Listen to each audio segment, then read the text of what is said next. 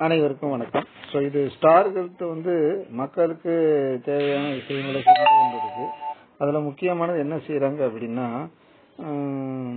By no pay later அப்படின்ற ஒரு options. ஏன்னா பெரும்பாலும் ப்ரீமியம் கட்டுறதை பெரும்பாலும் என்ன செய்கிறாங்க அப்படின்னா இயர்லி ப்ரீமியமாக கலெக்ட் பண்ணுறோம். ரொம்ப ரேராக ஆஃப்லையும் குவார்டர்லையும் வாங்குறோம். இஎம்ஐ ஆப்ஷன்ஸே இல்லாமல் இருந்துச்சு. இப்போ பார்த்தீங்கன்னா ஸ்டார் ஹெல்த்தில் அந்த விஷயங்கள் மக்களால் திரும்ப கண்டினியூ பண்ணும்போது, அடுத்த வருஷம் வரும்போது திரும்ப ஒரு ப்ரீமியம் வரும்பொழுது அப்ப கேட்கும்போது உங்களுக்கு ஒரு ஆர்வத்தோட எடுத்துடுறாங்க. அடுத்த வருஷம் கண்டினியூ பண்ணும்போது கண்டினியூ பண்ண முடியாம பணம் அதிகமா இருக்கு, எப்படி கட்டுறது அப்படின்னு சொல்லி அதுக்கும் தனியா பேமெண்ட் பண்றதுக்கு அலைய வேண்டிய சூழ்நிலை இருக்கு, இல்ல ஏற்பாடு பண்ண வேண்டி இருக்கு அப்படின்ற மாதிரி சூழ்நிலை ஏற்பட்டனால அதை நிறுவனத்துக்கு நம்ம எடுத்து சொல்லி அவங்க என்ன செஞ்சுட்டாங்க, முக்கியமான ஒரு விஷயமா இதை ஏற்பாடு பண்ணி கொடுத்திருக்காங்க. இதனால உங்களுக்கு இந்த காப்பீடு எடுத்து கட்டுறது ஒரு சுமையா இல்லாம அது ஒரு முதலீடா என்ன செய்யலாம், இதை ஈஸியாக நீங்க சேமித்து கொண்டு வரலாம். அதை தான் இதுல நம்ம பாக்குறோம். இதுல மெயினா பாத்தீங்க அப்படின்னா கார்டு மூலியமாவும் இஎம்ஐ எடுத்துக்கலாம், கார்ட்லெஸ்ஸாவும் இஎம்ஐ எடுத்துக்கலாம். ஸோ கார்டு மூலியமா எடுக்கும் பொழுது ஒரு குறிப்பிட்ட கார்ட்ஸுக்கு மட்டும்தான் அலோவ் பண்ணியிருக்காங்க. அது என்னன்றதை நீங்க தெளிவா கேட்கும் போது நாங்க சொல்றோம். இங்க சில கார்டுகள் உங்களுக்கு என்ன செஞ்சிருக்கீங்க, உங்களுக்கு அந்த இதுல ஸ்கிரீன்ஷாட்ல வச்சிருக்கீங்க, நீங்க பாத்துக்கோங்க. ஸோ ஆக்சிஸ் பேங்க் இருக்கு, பேங்க் ஆஃப் பரோடா இருக்கு, சிட்டி பேங்க் இருக்கு, HDFC, HSP bank, ICI bank இருக்கு. ஆனா ஸ்டேட் பேங்க் இருக்கா இல்லையன்றதை என்னால கன்ஃபார்ம் பண்ண முடியல. அதுக்கப்புறம் பாத்தீங்கன்னா கார்ட்லெஸ் இஎம்ஐ எதுல கொடுக்கறாங்க அப்படின்னா ஷாப்பி, ஆக்சியோ அப்படின்றதுல எல்லாம் கார்ட்லெஸ் இஎம்ஐ நம்ம கொடுக்கறோம். ஸோ கார்டே இல்லாதவங்களுக்கும் நம்ம இதுல பண்றோம். ஸோ இதுல பை பிஎன்பிஎல் கம்பேரிசன் அப்படின்னா பை நவ் பே லேட்டர் அப்படின்றதுதான் ஆப்ஷன்ஸ். இதுல ஆக்சியோ நிறுவனம் இருக்கு, ஃபைபு, ஃபின்சால், ஷாப்பி, அந்த மாதிரி அடுத்து உங்களுடைய இஎம்ஐ கார்டு மூலியமா பண்ணிக்கலாம்.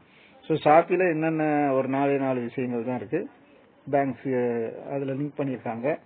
ஸோ இதுல என்னென்ன டீடைல்ஸ் உங்ககிட்ட கேட்பாங்கன்னா மொபைல் நம்பர் இருக்கணும், ஆதார் இருக்கணும், பேன் இருக்கணும், ஒரு செல்ஃபி எடுக்க வேண்டியிருக்கும் ஆன் ஸ்பாட்ல, உங்களுடைய இனிஷியல் பேமெண்ட் நீங்க கட்டுற மாதிரி இருக்கும். ஸோ நீங்க எவ்வளவு இனிஷியல் பேமெண்ட் கட்டணும் அப்படின்றதையும் அதுல சொல்லியிருக்காங்க. எவ்வளவுனா 15% அதிகபட்சமா நீங்க என்ன செய்வீங்க, இனிஷியல் பேமெண்ட் கட்டுற மாதிரி இருக்கும். மீதி உள்ள 85% கிட்டத்தட்ட 70% பணத்தை இந்த நிறுவனங்கள் உங்களுக்காக என்ன செஞ்சிடும், பேமெண்ட் பண்ணிடும். அதற்கு இந்த நிறுவனங்கள் என்ன செய்யுது, உங்ககிட்ட ஒரு குறிப்பிட்ட அளவு சார்ஜஸ் பண்றாங்க. அது என்ன சார்ஜஸ் அப்படின்னா, ஒரு 3 மாசம் இஎம்ஐ எடுத்தீங்க அப்படின்னா உங்ககிட்ட 2.8% தான் சார்ஜஸ் பண்றாங்க. அதை அந்த இஎம்ஐ ஒருவேளை 4 டியூவா எடுக்கிறீங்க, 5 டியூ, 6 டியூ, இல்ல 12 மாசமும் நீங்க டியூவா எடுத்தீங்க அப்படின்னா 8 முதல் 11% வரை உங்ககிட்ட என்ன செய்யறாங்க, அதற்கு சார்ஜஸ் வாங்குறாங்க. அதனால நீங்க எடுக்கக்கூடிய நபர்களுக்கு ஒரு ஏஜென்ட்டாவோ ஒரு சேல்ஸ் மேனேஜரோ சொல்லக்கூடிய விஷயங்கள் என்னன்னா, முடிஞ்ச அளவுக்கு ஒரு 3 டியூவை நீங்க என்ன செய்யுங்க, கன்வெர்ட் பண்ணி எடுத்தீங்க அப்படின்னா 2.8% ஒரு பெரிய சார்ஜ் கிடையாது. 3 மாசமா அழகா நம்ம என்ன செஞ்சலாம், வரக்கூடிய வருமானத்துல கட்டிடலாம். அதுக்கப்புறம் நம்ம இதுக்கு கட்டணும்ன்ற ஒரு அவசியம் இருக்காது, பேர்டன் தெரியாது. அந்த மாதிரி விஷயங்களை யோசிக்கலாம். இல்ல 11% இருந்தா கூட பரவாயில்ல, நான் மாசமே கட்டுறேன்னா தாராளமா என்ன செய்யலாம், 11% எடுத்து நீங்க மாசமா கட்டலாம். எதுவா இருந்தாலும் உங்களுடைய விருப்பப்படி என்ன செய்ய, பணம் கட்ட போறது நீங்க, அதை தொடர்ந்து தக்க வைக்க போறது நீங்க. வழிமுறைகளை மட்டும் நாங்க சொல்றோம். அது உங்களுக்கு எது தோதா இருக்கோ அதை நீங்க பார்த்து என்ன செஞ்சுக்கலாம், உங்க பாலிசிக்கு நீங்க எடுத்து பயன்படுத்திக் கொள்ளலாம். சோ இதனால கஸ்டமருக்கு என்னென்ன விஷயங்கள் இருக்கு. சோ சார்ஜஸ் 2.8 அதிகபட்சம் எவ்வளவு கேக்குறாங்க, 11% வரையும் எடுக்கிறாங்க. இதுல நீங்க இனிஷியல் பேமெண்ட் எவ்வளவு கட்ட வேண்டியிருக்கும், அதிகபட்சம் ஒரு 5000 முதல் 6000 ரூபாய்க்குள்ளதான் கட்ட வேண்டியிருக்கும். ஏன்னா 3 ரூபா கூட 3 ரூபாயில இருந்து 6 ரூபாய்க்குள்ளதான் கட்டுற மாதிரி இருக்கும். அதுக்கு மேல வர்றதுக்கு வாய்ப்புகள் கம்மி. அதே மாதிரி இந்த நிறுவனம் எவ்வளவு உங்களுக்கு லோன் ஃபெசிலிட்டிஸ் தர்றாங்க அப்படின்னா, கிட்டத்தட்ட ஒரு 50,000 இருந்து கிட்டத்தட்ட ஒரு 10 லட்சம் ரூபாய் வரை என்ன செய்யறாங்க, லோன் ஃபெசிலிட்டிஸ் தராங்க. அந்த லோன் ஃபெசிலிட்டி எதுல வாங்கக்கூடாது, அப்பார்ட் ஃப்ரம் ஹெல்த் இன்சூரன்ஸை தவிர வேற இதுல என்ன செய்யக்கூடாது, லோன் கேட்கக்கூடாது. ஒன்லி மெடிக்கல் ஹெல்த் இன்சூரன்ஸுக்கு இந்த அளவுக்கு என்ன செய்யறாங்க, உங்களுக்கு லோன் நம்ம ஸ்டார் ஹெல்த்ல பாலிசி எடுக்கிற சூழ்நிலையில இருக்கும் பொழுது நம்ம நிறுவனங்கள் டைப் பண்ணனால இந்த விஷயங்களை உங்களுக்கு நிறுவனம் பண்ணி கொடுக்குது. ஸோ கஸ்டமருக்கு இது ரொம்ப என்ன செய்யும், இவ்வளவு நாள் இந்த இஎம்ஐ ஆப்ஷன்ஸ் இல்லாம இருந்துச்சு, அதை நம்ம கன்வீனியன்ட் பண்ணி கொடுத்துருக்கோம். அதனால உங்களுடைய பேமெண்ட்டை நீங்க என்ன செய்யலாம், 3 மாசத்துல இருந்து 18 மாசம் வரையும் சூஸ் பண்ணிக்கலாம்.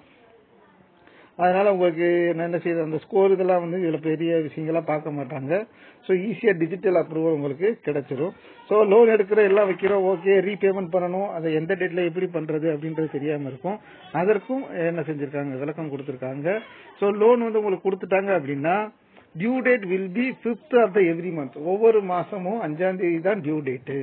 அப்ப இப்ப 1ல இருந்து 20ஆம் தேதி எடுத்துட்டீங்க அப்படின்னா அடுத்து வரக்கூடிய மாசத்துல 5ஆம் தேதி தான் என்னது டியூ டேட்டா இருக்கும். ஒருவேளை அந்த லோன் வந்து 15ஆம் தேதிக்கு மேல என்ன செய்றீங்க, லோன் டேட் ஒருவேளை வந்திருக்கு அப்படின்னா லோன் அடுத்து எப்ப எடுப்பாங்க அப்படின்னா சாரி டிசம்பர் 15th வந்து லோன் அப்படின்னா 5th ஜனவரியில என்ன செய்வாங்க, உங்களுடைய லோன் அமௌண்ட் எடுத்துக்கிடுவாங்க.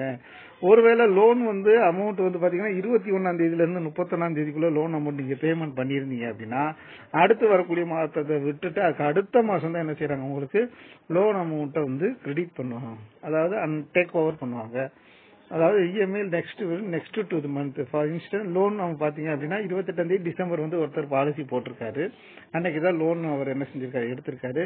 அடுத்து உடனே என்ன செய்யும், அடுத்த நெக்ஸ்ட் ஃபால் ஆஃப் டேட் பாத்தீங்கன்னா டிசம்பர் 21, அடுத்து ஜனவரி 5ல வந்து அவர் லோன் பிடிக்கிற மாதிரி இருக்கும்னு நினைப்பாங்க. ஆனா கிடையாது. அதுக்கு மேல என்ன செய்யறாங்க, பிப்ரவரி 5ஆம் தேதி தான் அவருக்கு அந்த லோன் அமௌண்ட்டை எடுப்பாங்க.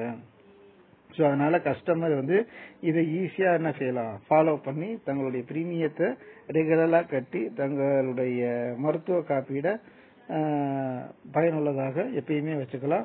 இது ஒரு மிகப்பெரிய சொத்தா என்ன செய்ய முடியும், நீங்க சேர்த்து கொண்டே வரலாம். ஒரு நாள் மருத்துவ காப்பீடு மருத்துவ தேவைக்கு இந்த பணங்கள் எல்லாமே நீங்க சேர்த்து வச்ச பணங்கள் எல்லாமே கண்டிப்பா உதவிகரமாக இருக்கும். ஏன்னா யாருக்குமே மருத்துவ பிரச்சனை இல்லாம இருக்க மாட்டாங்க அப்படின்றது பொதுவான கருத்து. அதனால ஏதாவது ஒரு சூழ்நிலையில அது வந்து நோய்வாய்ப்படுறதா இருக்கலாம், விபத்தா இருக்கலாம், 1008 காரணங்கள் சொல்லலாம்.